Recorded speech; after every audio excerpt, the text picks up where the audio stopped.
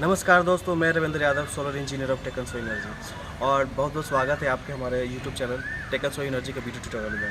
हम अभी आ गए हैं, ये इंजीनियरिंग बिल्डिंग है और ये इसके उस तरफ में, ये रोड के बाएं साइड में और दाएं साइड में MIT है, मुजफ्फरपुर का जो MIT है उसके हम लोग जस्ट बाएं साइड में एक इंजीनियरिंग बिल्डिंग बना है। उसी बिल्डिंग पर हम लोग ये सोलर लगा रहे हैं। और यहाँ पर जो सोलर का सेटअप लगा रहे हैं सोलर का, वो हेवेल्स का है। हेवेल्स का फर्स्ट टाइम हम लोग काम ज्वाइन किए हैं। और हेवेल्स का जो यहाँ पर जो सोलर पैनल लग रहा है और इन्वर्टर लग रहा है, वो 335 वाट वाला, 335 वाट का जो पॉली पैनल आता है वो वाला पैनल इसमें लग रहा है। पूरा 30 पैनल है और 30 पैनल का स्ट्रक्चर हम लोग रेडी कर चुके हैं। और ये जो स्ट्रक्चर लगा रहे हैं ये पूरा का पूरा GI में है, जिसका हम लोग बेस प्लेट के साथ ये पूरा C चैनल दिए हैं। और उसके बाद एंगल यूज किए हैं, क्योंकि ये बहुत ज़्यादा हेवी होता है और लॉन्ग लाइफ के लिए भी होता है। आपको ये दिख रहा होगा कि ये बिल्डिंग मारे हैं, क्योंकि बिल्डिंग कटिंग होता ही है, लेकिन फिर इसमें हम लोग इसको पेंट मार देंगे ताकि ये फिर से इसमें रस्ट नहीं लगेगा कभी। और ये मजबूती के लिए ही हम लोग यहाँ पे एंगल यूज किए हैं, क्योंकि एंगल का जो विड्थ होता है कम से कम 6 mm का होता है। और ये जो C चैनल है मात्र 3 mm का होता है। तो इससे ये लगभग 2 से 3 गुना मोटाई का आता है। ये हो गया 2 mm, ये हो गया 6 mm, मतलब 3 गुना मोटाई हो गया। इसलिए ऑब्वियसली बात है कि इसमें स्ट्रेंथ इसका ज़्यादा हो जाएगा और इसलिए इसको यूज किए हैं। और ये जो स्ट्रक्चर डिज़ाइन हम लोग करते हैं, हम लोग खुद से करते हैं। हर साइट के विजिट के टाइम पे और हर मतलब साइट के अनुसार और डायरेक्शन के अनुसार वहाँ पे क्या रिक्वायरमेंट है, अप चाहिए, डाउन चाहिए, हाइट ज़्यादा चाहिए, कम चाहिए, उसके अनुसार हम लोग डिज़ाइन करते हैं। और हर तरह का डिज़ाइन करते हैं। C चैनल रखते हैं, स्लॉटेड जो आता है C चैनल में, पॉली में, वो भी रखते हैं। उसके बाद एंगल में रखते हैं। 3-4 टाइप का हम लोग यानी स्ट्रक्चर रखते हैं। इधर से पूरा एरिया खुला हुआ है और इधर में भी पूरा एरिया खुला हुआ है। इधर में ये भी पूरा एरिया खुला हुआ है। बस ये वाला साइड का जो बिल्डिंग है, ये साइड का बिल्डिंग थोड़ा सा धूप का प्रभाव इससे पड़ सकता था, इसीलिए हमने इसको डिस्टेंस भी दिया है और उसका प्रभाव इसमें ना पड़े, इसलिए मैंने ये वाला जो स्ट्रक्चर है, ये वाला स्ट्रक्चर हमने सामने दे दिया है, ताकि इसका प्रभाव जब फूड ऐसे कम करेगा तो इसका प्रभाव इस पर नहीं पड़ेगा। इसलिए इसको इधर देखकर हम इधर दिए हैं। और इस साइड में हम लोग जो गैप दिया है, इस साइड में गैप दिया इसलिए क्योंकि यहाँ पे AC लगने वाला था। और साइड भी देखिए रहे कि AC लगना और प्लस इसमें आदमी जा सके, आ सके। और यहाँ पे जो गैप दिया है ये साफ़ सफाई के लिए दिया है। ये साफ़ सफाई के लिए आदमी आराम से आ जा सकते हैं। यहाँ पे 2 फीट का गैप दिया है और उस साइड से भी गैप है। और इसके बीच में यहाँ जो ये जो स्ट्रक्चर है, एक इस स्ट्रक्चर के दूसरे स्ट्रक्चर के बीच का जो दूरी है वो है लगभग 5 फीट का। वैसे 6 फीट है, लेकिन उसको 5.5 फीट पकड़ के चलिए।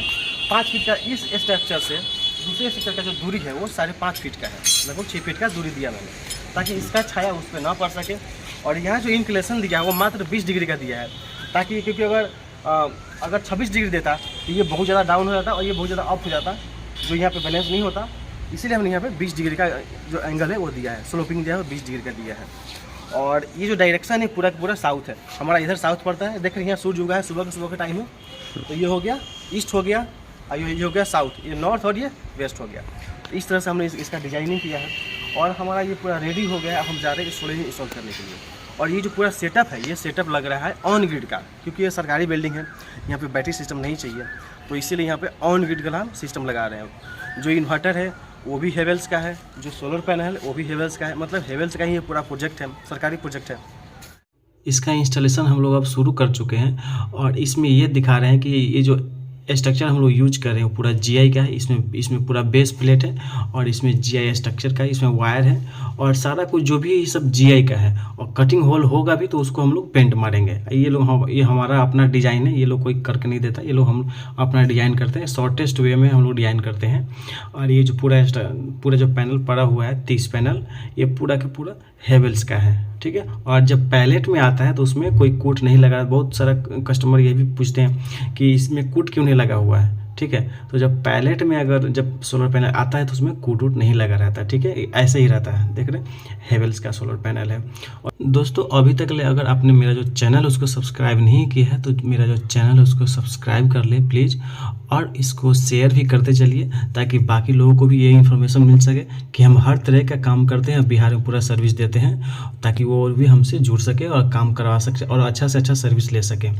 और यह हमारा जो स्ट्रक्चर है वो पूरा का पूरा रेडी होने लगा है। अब इसको फिट करेंगे, क्योंकि हम जो स्ट्रक्चर दे रहे हैं ये फोल्डेबल है, जब चाहे इसको ओपन करके इसको खोल करके बाद में फिर से इसको फिट किया जा सकता है।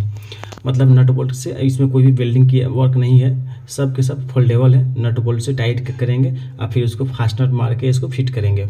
इसमें हम लोग कुछ भी इसमें वेल्डिंग का काम नहीं किए, बस वेल्डिंग किए कि इसमें एंगल में, और उसको भी मतलब फिर से रस्ट ना लगे उसके लिए हम लोग उसका क्या करेंगे, प्राइमर मार के पेंट करेंगे, सिल्वर पेंट। और यहाँ पे जो भी नट बोल्ट भी है वो सब के सब GI है। और यहाँ केबल जो यूज कर रहे हैं वो भी सोलर केबल है। ये ब्लैक वाला 10 mm में है और जो रेड वाला है वो 6 mm में है। 6 mm सिर्फ ज्वाइन करने के लिए इस पैनल से उस पैनल, और ये जो ब्लैक वाला है वो जाएगा डायरेक्टली नीचे, यहाँ से आउट निकल के इन्वर्टर में लगने के लिए जाएगा।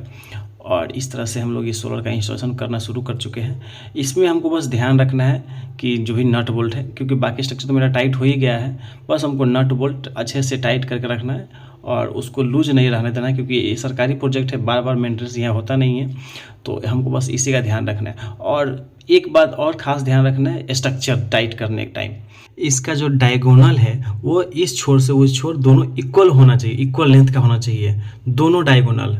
और ज़रा सा भी अगर डिफरेंस दिखे तो उसको आपको पहले मैच कर लेना है, इक्वल कर लेना है, और उसके बाद ही इस पर सोलर को यानी कि टाइट करना है। वरना आपका स्ट्रक्चर टेढ़ा रहेगा तो आपका जो सोलर है वो ठीक से टाइट नहीं होगा, कहीं ठीक फिट बैठेगा और कहीं फिट नहीं बैठेगा, क्योंकि ये 8 पैनल का स्ट्रक्चर बना हुआ है। कोई अगर सिंगल में रहता तो ये दिक्कत नहीं आती है, लेकिन अगर 8 का बनाते हैं, 6 का बनाते हैं, 10 का अगर स्ट्रक्चर एक साथ डिजाइन करते हैं तो इसमें ये दिक्कत आती है। तो आपको इस तरीके से उसको मैच कर लेना है। आपका डायगोनल जो है हर स्ट्रक्चर का सेम रहना चाहिए, जिससे आपका स्ट्रक्चर चढ़ाने में, फिट करने में आपका जो भी होल है वो मैच में हो जाएगा। आपको कहीं भी इधर उधर नहीं भटकना पड़ेगा और कोई आपको परेशानी का सामना नहीं करना पड़ेगा। तो आपका डायगोनल हमेशा याद रखना है, मैच कर लेना है, ठीक है। उसके बाद ध्यान रखना है कि आपका जो भी नट बोल्ट है वो सब बढ़िया से टाइट होना चाहिए ताकि वो गिरे नहीं, बस इतना सा है और कुछ नहीं।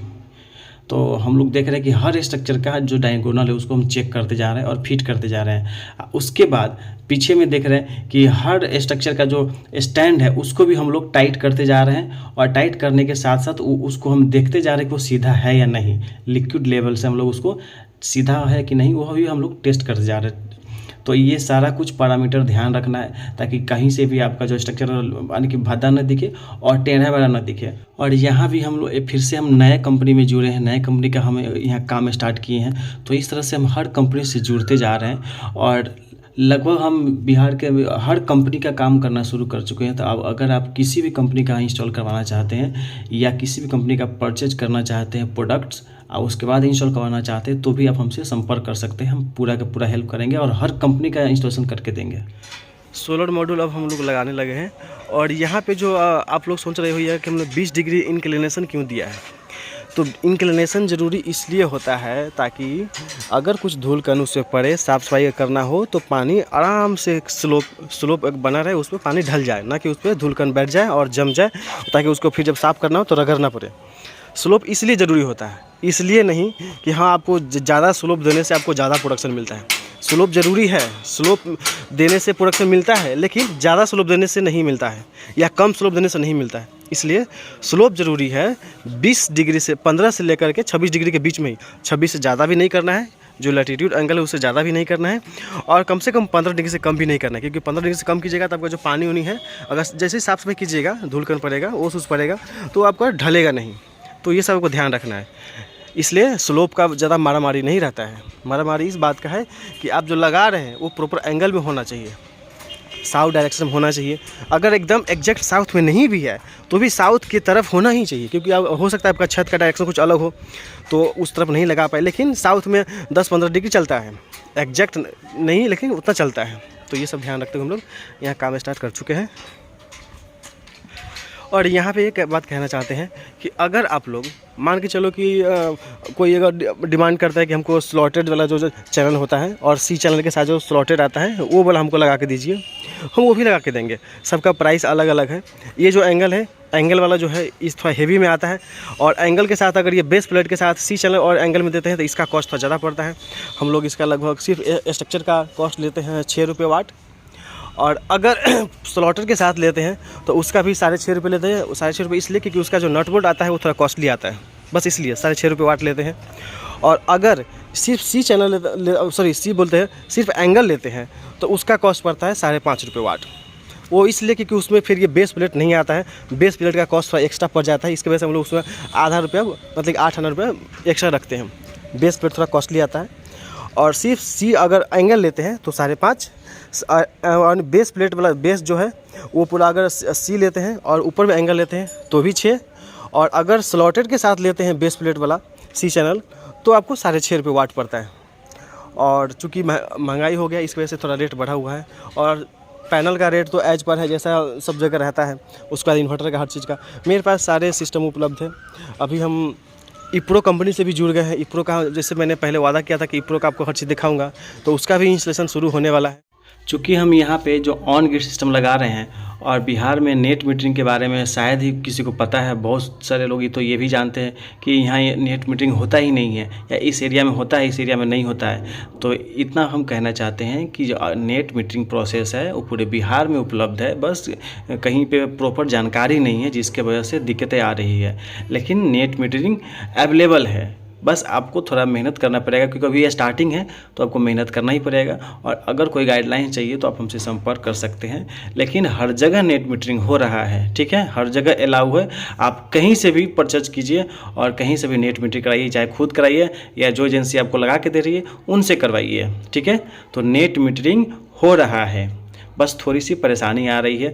आप लोग कॉस्ट के मामले में जानना चाहते रहते हैं, तो अगर आप सिंगल फेज का अगर कोई भी नेट मीटर लगाते हैं 1 किलोवाट से लेकर 7 किलोवाट तक, तो उसमें आपको जो खर्चा आने वाला है, अगर प्रीपेड मीटर नहीं लगा है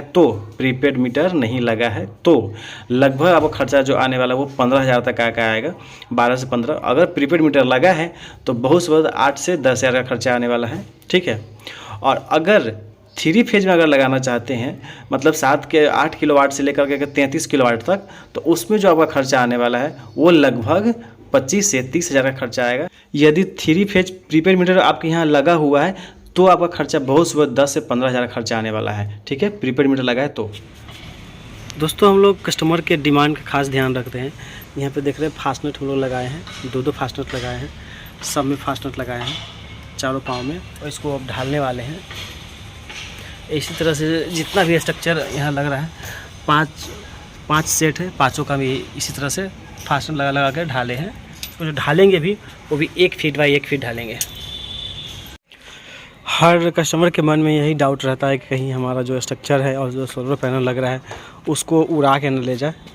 तो उसी सब का ध्यान रखते हुए हम लोग कम से कम 1 फीट का 1 बाई 1 फीट, ठीक है, या कम से कम 10 इंच, जैसे कि यहाँ पे हम लोग 10 inch by 10 inch by 10 inch का इसको हम ढलाई करवा रहे हैं।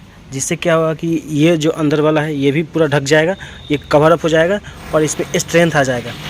फास्टनट अगर नहीं मारे रहते तो हम लोग 12 बाई 12 इंच का ढलाई करवा देते, लेकिन 10 बाई 10 इंच का, क्योंकि हम लोग फास्टनट पहले ही मार चुके हैं, स्ट्रेंथ तो पहले ही आ चुका है, इसलिए हम लोग 10 बाई 10 इंच का ढलाई करवा रहे हैं।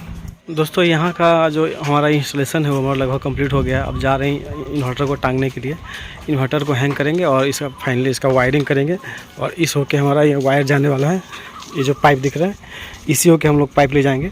ये डायरेक्ट हमारा गया पैनल रूम में, पैनल रूम में ही हमको इन्वर्टर टांगना है। ये हो गया डीसी बॉक्स। इसमें यहाँ पे ये फ्यूज है, 30 एम्पियर का फ्यूज दिया है। यहाँ से प्लस इन करेंगे, ठीक है, प्लस इन करेंगे और यहाँ से माइनस इन करेंगे। तो यहाँ से 2 वायर प्लस वाला इन होगा, यहाँ पे 2 वायर माइनस वाला इन होगा। उसके बाद यहाँ पे अर्थिंग इन करना है इसमें, और इसमें ये एसपीडी है, डीसी एसपीडी है। यहाँ पे अर्थिंग को इन करना है, 2 अर्थिंग देना है। उसके बाद यहाँ से 2 प्लस आ गया, यहाँ से 2 माइनस आ गया, और यहाँ से 1 अर्थिंग जाएगा और वो जाएगा इन्वर्टर के लिए। तो इस तरह से ये डीसी बॉक्स है, और ये पूरा का पूरा हेवेल्स कंपनी का है। चूँकि हेवेल्स कंपनी का ही पूरा सेटअप लग रहा है, तो इन्वर्टर भी हेवेल्स का है, और जो एसी बॉक्स है वो भी हेवेल्स का है, वो भी दिखाते हैं। और अभी हम इन्वर्टर टांगने जा रहे हैं। हम जितने भी टाइप का इंस्टॉलेशन करते हैं और जितने भी कंपनी से हम लोग जुड़ते जा रहे हैं उस सबका वीडियो हम लोग इसलिए डालते हैं ताकि आप लोगों को मैं ये बता सकूं कि मैं हर कंपनी से जुड़ा हूं और जो सामान हम यूज कर रहे हैं वही सामान आपको भी देंगे अगर आप लोग हमसे परचेज कीजिएगा तो, या आप लोग हमसे इंस्टॉल करवाइएगा तो आप उसी तरह से हम लोग इंस्टॉल करेंगे। बस जो सामान यहाँ देख रहे हैं तो उसका जितना कॉस्ट ये लोग पे कर रहे हैं उसी तरह से आपको भी पे करना पड़ेगा। बिकॉज कॉस्ट कटिंग कीजिएगा तो सामान में कटिंग होगा। तो ये आप लोग ध्यान रखिएगा। जब हम लोग जब कोटेशन देने जाते हैं और उसी टाइम पे उनको बताते हैं कि हाँ क्या क्या सामान लगेगा तो वो लिखवा लीजिए, एक नोट आप रखिए, एक हमको दे दीजिए, या आप जिनसे परचेज करते हैं उनसे भी यही कीजिए। और उसके बाद कितना प्राइस डिसाइड होता है वो प्राइस उनको दीजिए लगाने के बाद भी, चाहे हमें दीजिए या जिनसे लगवा रहे हैं उनको भी दीजिए। अभी हम लोग यहाँ पे ऑन ग्रिड लगा रहे हैं, कहीं पे हम लोग हाइब्रिड लगाते हैं, कहीं पे ऑफ ग्रिड लगाते हैं, कहीं पे VFD वाला लगाते हैं, यूपी तक लगा के आते हैं, आसाम में भी लगाते हैं। तो हर जगह हम लोग जो हमारा काम करने का स्टाइल है हम उसी तरह से काम करते हैं और आपका भी हम उसी तरह से काम करेंगे। पता है एक दिक्कत एक ये भी आती है कि आप लोग परचेज तो कर लेते हैं, वहाँ हम लोग को बुला लेते हैं सामान सामान लेकर के इंस्टॉल करने के लिए, लेकिन वहाँ पे कोई सहायता नहीं मिल पाता। अगर कुछ भी तरह का कुछ इशू आता है, कुछ हमको ज़रूरत पड़ती है जो वहाँ पे अवेलेबल नहीं रहता है, तो कस्टमर अगर सपोर्टिव रहता है तो काम भी जल्दी निकलता है और वो सबसे अच्छा काम होता है। लेकिन अगर कस्टमर सपोर्टिव नहीं मिल पाता हम लोग को बहुत सारा परेशानी झेलना पड़ता है। तो ये लोग इस सब बात का आप लोग ध्यान रखिएगा। बाकी चीज़ का ध्यान तो हम लोग रखते ही हैं और हमेशा रखेंगे। यहाँ हम डबल MPPT का कनेक्शन कर रहे हैं और 2 वायर तो लेके लगा दिए हैं और दूसरा फिर अगला वायर 2 लगा रहे हैं, क्योंकि डबल MPPT है इसलिए। और आप लोग सोच रहे होइए कि हम ये सारी बातें जो किए हैं पर्सनल बातें वो आप इस वीडियो में क्यों किए, क्योंकि हम लोग ये परेशानी कई जगह झेलना पड़ा है, आगे ना झेलना पड़े। तो आप लोग जब भी परचेज कीजिए तो इस बात का ज़रूर ध्यान रखिए, चाहे हमसे कीजिए किसी से भी कीजिए। और यहाँ पे देखिए यहाँ जो प्लस माइनस हम जो लाए हैं, प्लस माइनस सब MPPT जो इन्वर्टर है उस पर लिखा रहता है कि कौन सा स्ट्रिंग प्लस है कौन सा माइनस है, और वो देख करके हम लोग उतना नापी का वायर काट के हम लोग यहाँ पे लगा लिए हैं।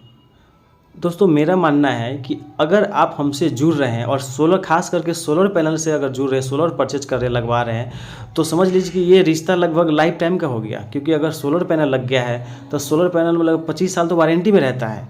भले ही वारंटी कंपनी देती है लेकिन सर्विस हमसे भी ज़रूरत पड़ सकता है, क्योंकि हम लगा के दे रहे हैं तो पहला प्रायोरिटी तो हम ही हो गए आपके लिए। अगर हम अवेलेबल नहीं है तो कंपनी है, कंपनी बाद में है, पहले हम हैं। तो हमसे आपका रिश्ता अच्छा रहना चाहिए और उसके लिए ज़रूरी है कि आप हमसे हमारे लिए सपोर्टिव रहें। एंड वैसे भी जो मेरा कंपनी है वो स्टार्टिंग मोड में है और ये मेरा खुद का बनाया हुआ कंपनी, हम इसे ख़राब बिल्कुल नहीं कर सकते। इसलिए आप लोग से आग्रह है कि प्लीज़ इस बात का आप लोग ज़रूर ध्यान रखिएगा और इससे क्या होगा कि हम अच्छा सर्विस दे पाएंगे और आप लोग को खुश रख पाएंगे। यहाँ मेरा दोनों के दोनों स्ट्रिंग ओके हो गया है। अब इसका कनेक्शन करेंगे सोलर से नीचे जो लाना है, लेकिन उसके लिए इस इन्वर्टर का जो डिटेल है जो मैनुअल में दिया है उसको चेक करना सबसे ज़्यादा ज़रूरी है। हमारा जो इन्वर्टर है उस इन्वर्टर का जो टेक्निकल डाटा स्पेसिफिकेशन है DC का, उसमें डबल MPPT है और हर MPPT का, हर स्ट्रिंग का जो डबल MPPT उसका एक MPPT का जो मैक्सिमम एम्पियर है वो कितना है 11 एम्पियर। मतलब उसमें हम एक ही स्ट्रिंग मतलब एक ही सीरीज करके लेके जा सकते हैं, उसमें पैरेलल करके जोड़ नहीं सकते हैं। मतलब अगर जितना भी पैनल लगाएंगे उसमें मैक्सिमम पैनल को हम सिर्फ सीरीज करके ही लेके जा सकते हैं एक स्ट्रिंग में जोड़ने के लिए, क्योंकि हमारा सिर्फ उसका जो मैक्सिमम एम्पियर जो है वो मात्र 11 एम्पियर है। ठीक है, और उसमें जो शॉर्ट सर्किट जो लगा हुआ है वो भी मात्र 14 एम्पियर का है, तो 2 जोड़ ही नहीं सकते। और ऐसे भी डबल MPPT है और वही वोल्टेज रेंज जो हमको दिया गया है, चूँकि हम 10 किलोवाट का लगा रहे हैं तो उसका जो वोल्टेज रेंज है वो 480 से 850 वोल्ट है और उसका ऑपरेटिंग वोल्टेज कितना है 160 वोल्ट से 960 वोल्ट। ठीक है, तो अगर हम 30 पैनल लगाए हैं, देख रहे हैं कि यहाँ पे हम 30 पैनल लगाए हैं, तो 30 पैनल में क्या करेंगे हम 15-15 का सीरीज कर लेंगे और दोनों स्ट्रिंग में डिवाइड कर देंगे।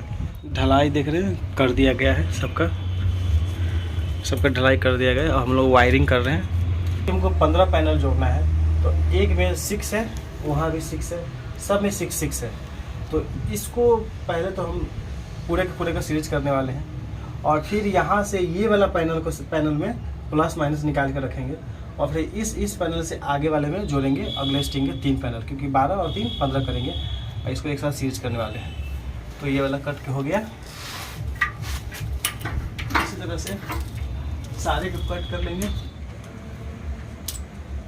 ये वाला सीरीज हो गया, इसके साथ हम इसको सीरीज करेंगे। इसका सीरीज हो गया, ये सीरीज हो गया।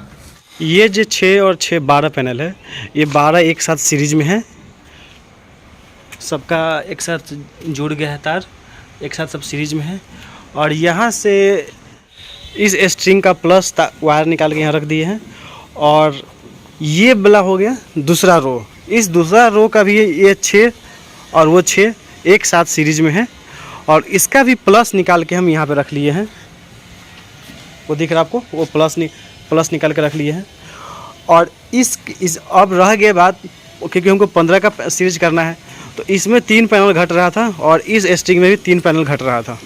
तो यहाँ जो बचा हुआ है 6 पैनल, इसमें क्या किया मैंने, पिछले वाले स्ट्रिंग के लिए ये 3 पैनल ले लिया, ठीक है। ये जो वायर जोड़े हुए हैं ये वाला यहाँ पे कनेक्ट किए हैं, तो इस तीनों का स्ट्रिंग बना करके और पीछे वाले स्ट्रिंग जो 12 था उसको इसमें जोड़ करके 15 कर दिया और उसका माइनस निकाल के यहाँ कर दिया, ठीक है। प्लस तो वहाँ है, माइनस यहाँ निकाल दिया। और ये दूसरा वाले स्ट्रिंग का इस 12 का फिर नीचे वाले 3 को 3 में जोड़ करके इसको माइनस यहाँ निकाल दिया।